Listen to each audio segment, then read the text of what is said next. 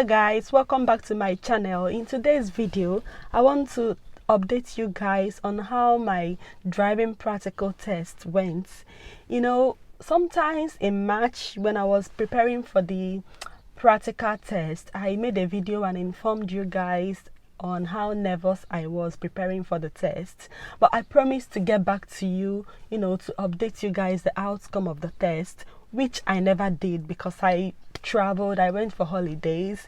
So this is me trying to fulfill my own part of the promise, trying to tell you guys if I failed or passed my driving test, my first driving practical test in the UK.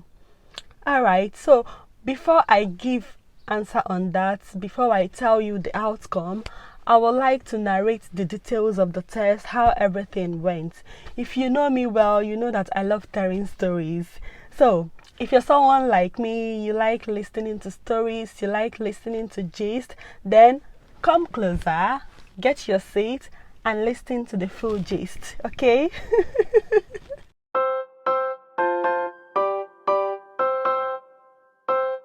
So on the day of the test, that was on a Tuesday afternoon, I purposely chose 2 p.m. because I know that that time is less busy time. I don't want, to be having my test with so many cars on the road. I don't want another driver to be the reason for my failure. I just want a less busy time, and that was why I chose 2 p.m. And I went with my car. If you're going for your practical driving test, you can either go with your own car or with your tutor's car. That is if you have a driving instructor. In my own case, my husband has been my driving tutor. Like, I never paid anyone else to tutor me on driving. It was my husband from day one. So I went with my husband in my own car. All right. So on that day, we drove to the DVL office. Yeah, the driving instructor, the one in my area. So the one I chose for the driving test. So I drove to the area. I had to buy this learner's plate, this L sign, and then I placed it in the front and the back of my car. Okay, I went into the office, and then my instructor came out, called my name, and said, okay, are you ready for the test? I said yes. So we went out. He asked if I came with my own car or if I have my driving instructor with me, if I'm using someone else's car, like a driving instructor's car. So I told him that I will be using my own car, and that I have driving instructor who is my husband, and that he will be going with us as well. Okay, so but remember, if you want to drive with your own car on the day of the practical test, you need to check if your car passed the eligibility. So there are some criteria that will make your car to be eligible to be used on the test date.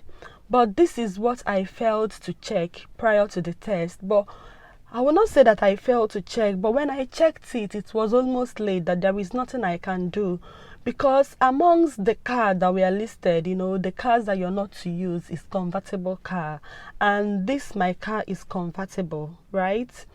But other things they mentioned that the car must have, my car has it. So, and due to the fact that there is nothing I could do at the time, so I still decided to go with my car.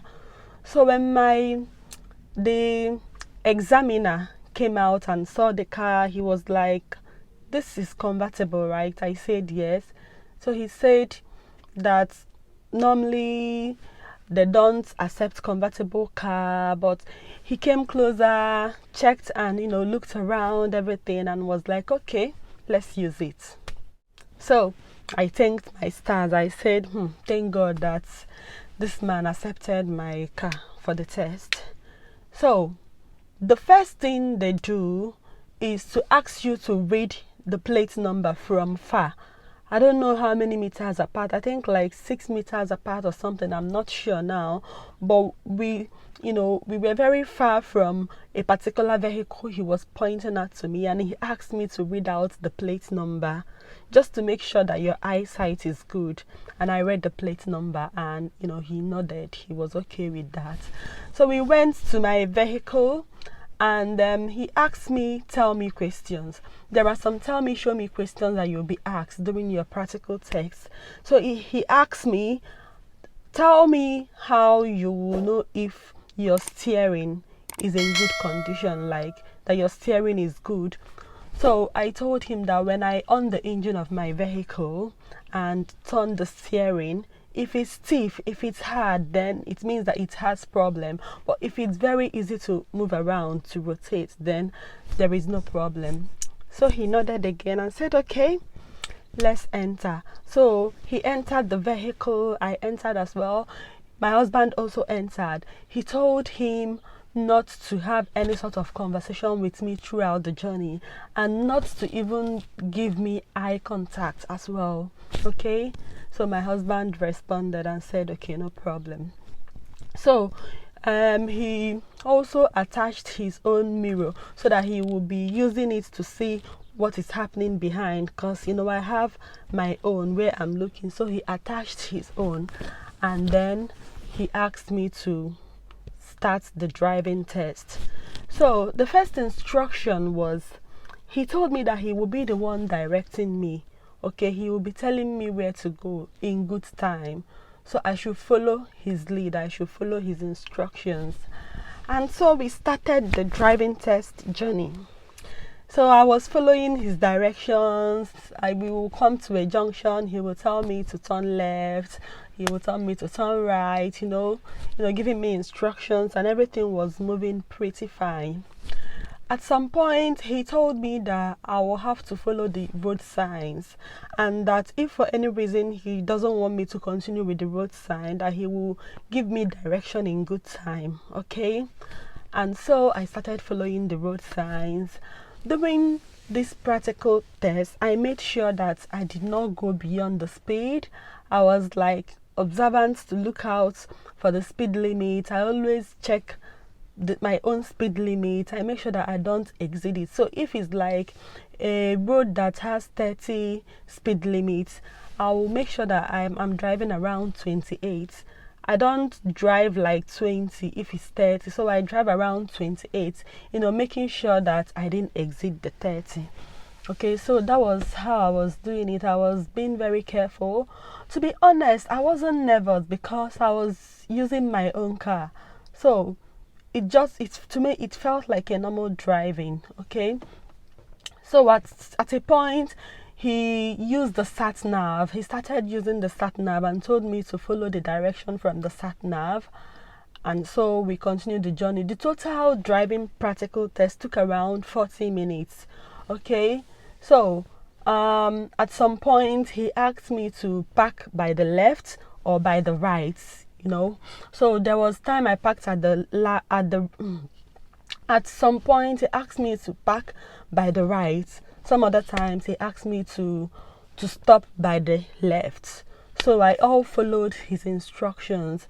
I made sure I respect the traffic light. I made sure that I tried and be patient enough. Like if a vehicle is coming towards me and I figured out that there is no much space that can contain both of us, I try to be patient enough to slow down and let the vehicle in front of me pass before I proceed. So there was a time he also asked me to do some maneuvers. Part of the driving test, apart from you driving, asking show me, tell me questions, maneuver is part of it.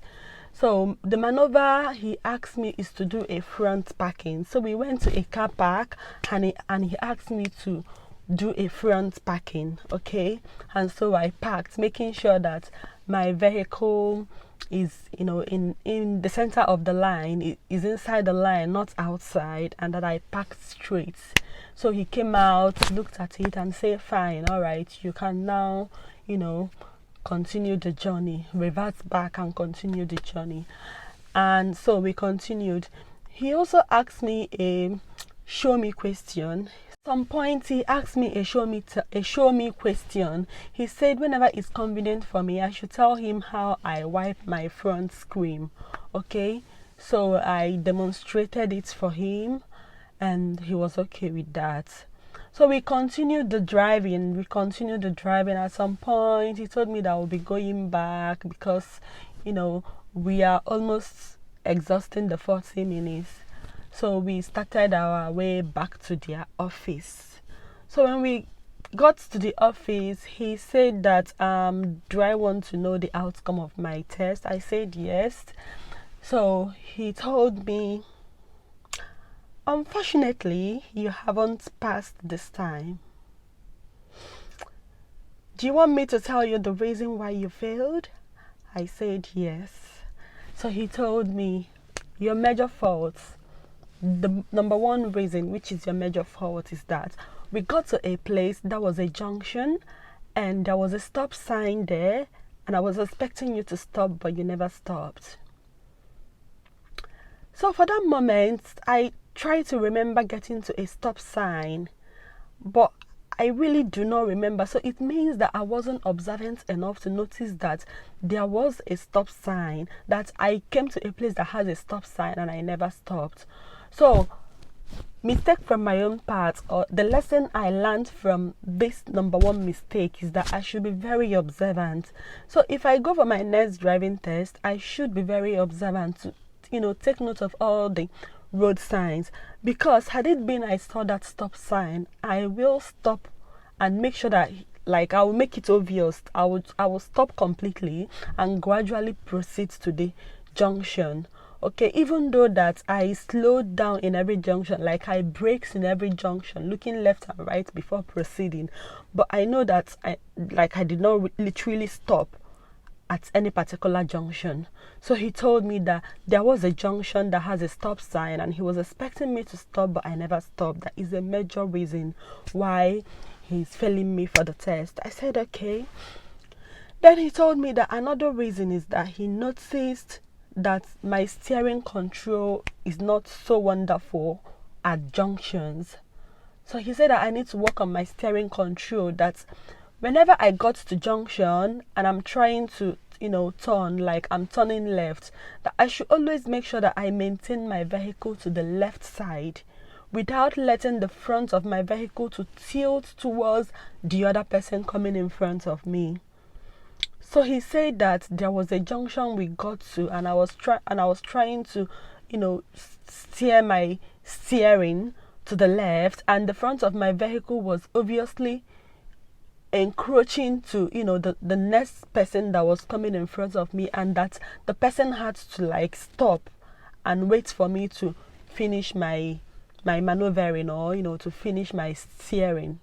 And that is also a part of the reason why he's failing me, that I should work on my steering control on approach to junctions. Okay, so, and is my lesson number 2. So it means that if I'm doing my driving, I should always make sure that when I get to junction, that I steer very well and on time, just to remain in my own side of the road and not encroach in another person's side of the road. Okay, and is there another fault? I think these are the two major faults: my steering control and not stopping at the stop sign. So that was the reason I was failed. He said, unfortunately, you haven't passed this time. Okay, so that was what happened. I failed my first driving practical test. Okay, so what will happen is that I'm going to book another one. I will have to book another one, because to get a time slot, you don't get a near time slot. If I go to book it now, I may be seeing a time slot for 3 or 4 months time, or even 5 months time. So after the test, it just kept my mind to rebook again, because I was excited about traveling, going for holidays. But now that I'm back, I will have to rebook the driving practical test, and at the same time I will have to work on all these faults, all these reasons why I failed. So I'll have to work on them. Okay, so if you're preparing to do your practical tests, you need to do lots of practicals. You need to work on yourself, You need to gain some confidence. You need to look at reasons why people fail and, use it and work on yourself so that you'll pass, okay? So if you have any tests, upcoming practical tests, I wish you guys the best. One more thing. If you've not subscribed to my channel, please, what are you waiting for? Please subscribe to my channel, like this video, share to your friends, and just show me some love. Subscribe, like, and share, okay? I love you guys, and I will see you all in my next video. For now, you take care. Bye-bye.